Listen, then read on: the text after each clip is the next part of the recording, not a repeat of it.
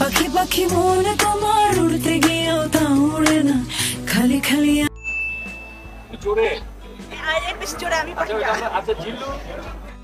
এবার শাকিব খানের চাঁদ মামা গানে পারফর্ম করলো চিত্রনায়িকা দিঘি। আবার বরবাদ সিনেমার লুক কপি করলো দিঘি।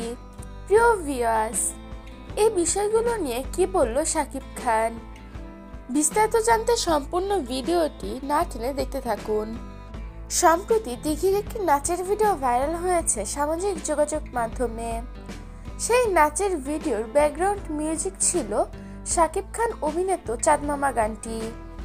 সেখানে দিঘি দারুণ পারফর্ম করে, অনেক সুন্দর করে ডান্স করে দিঘি। আবার সিনেপ্লেক্সে বরবাদ মুভি দেখতে গিয়েছিল দিঘি।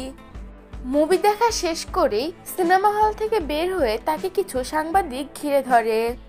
তখন তাকে সাংবাদিকরা রিকোয়েস্ট করে যে বরবাদ সিনেমার লুক কপি করে দেখাতে এবং একটা ডায়লগ দিতে। দিঘি বরবাদ সিনেমার লুকটা কপি করে, একদমই শাকিব খানের মতো করার চেষ্টা করেছে দিঘি।